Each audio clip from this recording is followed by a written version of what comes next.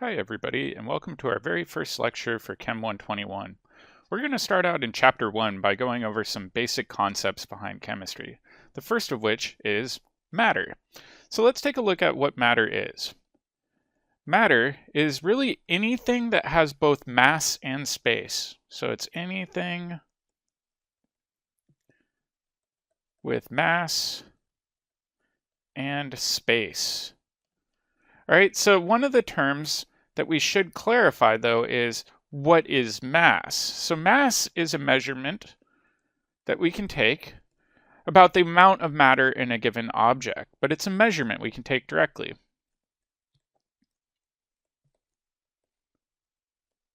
So let's write this down, the amount of matter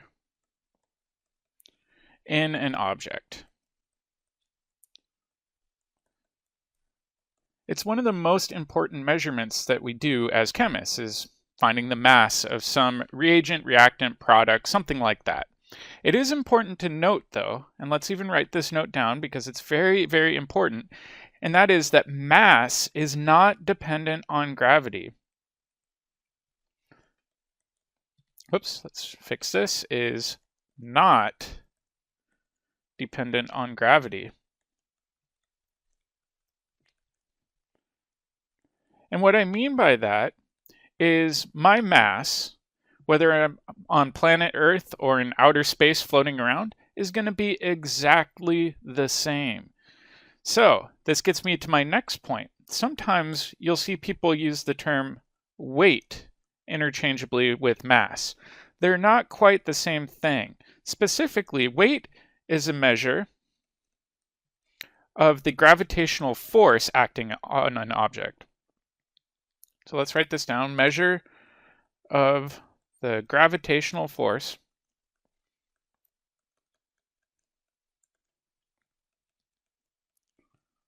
on an object. Okay, and just like we did before, let's make a little note here. So in this case, weight depends on gravity.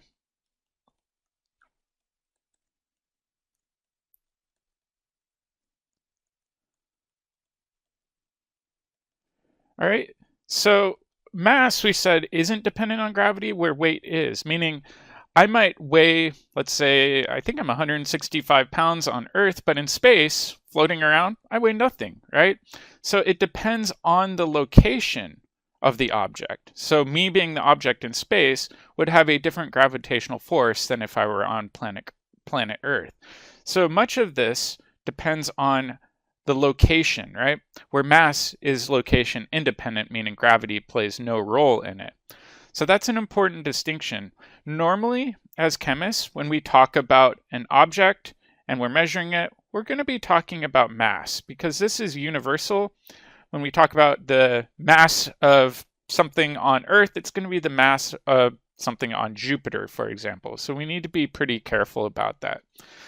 So I might mix up myself and say mass and weight interchangeably because essentially they're the same on Earth, but let's try to be careful and use mass as much as possible rather than weight. It's technically more correct. All right, next I wanted to jump into properties and change. So that's the next section in your textbook. And first I just want to define what a property is. So a property is essentially something you can observe.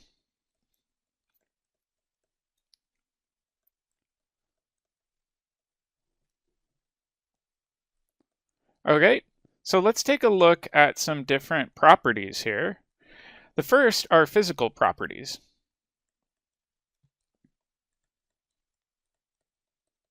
And a physical property can be observed without changing the composition of the thing you're observing. So it can be observed, and I'm just going to abbreviate without, WO, without changing the composition of matter. So there's a few examples of physical change we could look at. So let's make a small list of examples. For example, color. If you observe the color of an object, you're not changing anything about the object, you're just observing the color, right? Same thing with length. I could go out and I can measure the length of a piece of board, but I'm not changing the board itself. I could also measure the mass of a piece of wood or a length of board. All of these aren't changing the actual object itself. All right, this is going to be a little bit different than chemical properties. Chemical properties have to be measured by attempting change. So let's write this down a bit more specifically. It can be observed,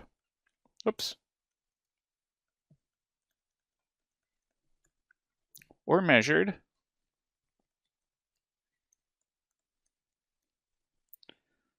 by attempting to change the matter.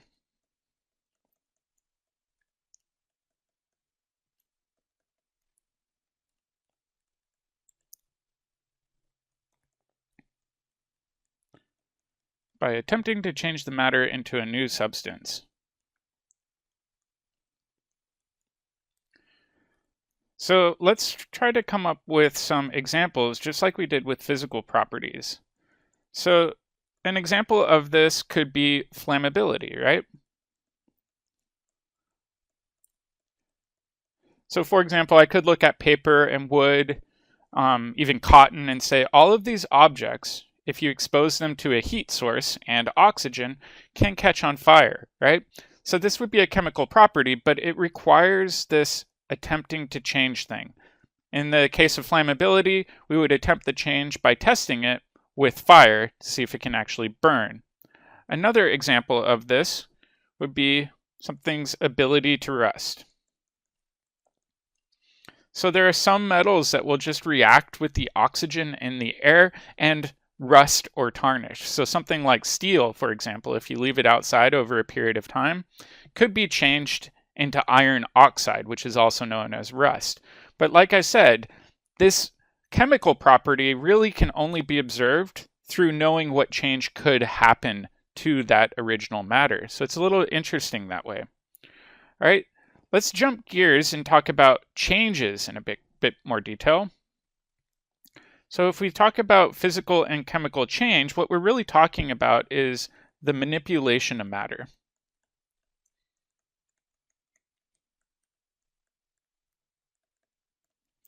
All right, and just like with properties, we have both physical changes and chemical changes.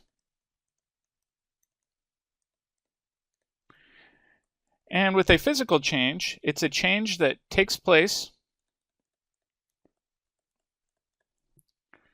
without a change in composition.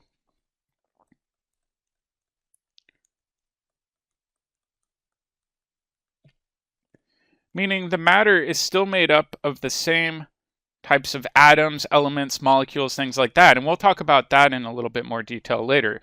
But let's take some examples. So let's say we freeze water, right? If you grab water from your kitchen faucet and you freeze it, the ice that is formed is still made up of water. It's just frozen, right? In this case, you could even reverse it and let it melt back to the liquid water form. So we know it is, in fact, water. It hasn't changed through the freezing process. Another example of this would be evaporation. If you heat up water and it forms steam, that's still water, right? It could rain back down and reform liquid water. The water is still present regardless of the state that it's in, right? So we haven't changed water into something new. This is different than a chemical change. A chemical change is something that takes place with a change in composition.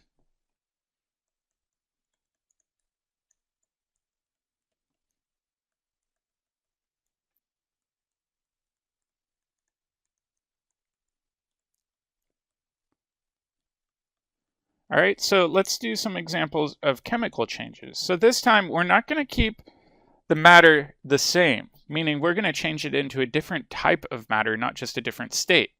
So an example of this would be burning paper. really burning anything would be a chemical change, right? But in the example of paper, paper is made up of mostly a compound called cellulose. And when you burn it, you're going to make a bunch of carbon dioxide and water. You might also have some leftover soot.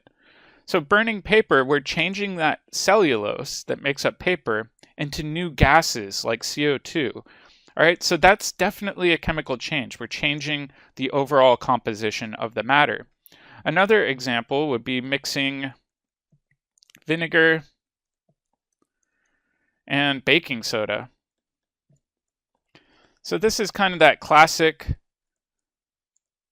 baking soda vinegar volcano you might have seen on YouTube or even done at home yourself. It's pretty fun to do in your kitchen, but when you mix vinegar and baking soda, the fizz that forms is actually a new form of matter called carbon dioxide. So it's no longer vinegar and baking soda, a chemical reaction is taking place. So that's the main difference between a physical change and a chemical change, is a physical change takes place without a change in composition. So we need to be really careful to ask ourselves, is the matter that we're observing, changing in this case, is it turning into something new? In the examples we saw up here, when we freeze water, it's still made up of water. When we evaporate water, it's still water, it's just going into the gas phase. Where down here, we were taking these reagents, meaning starting materials, and changing them into something entirely new. So we have to be really careful when we're talking about each of these changes. All right, when we come back, we'll take a look at the model of matter and how we can describe it in a bit more detail.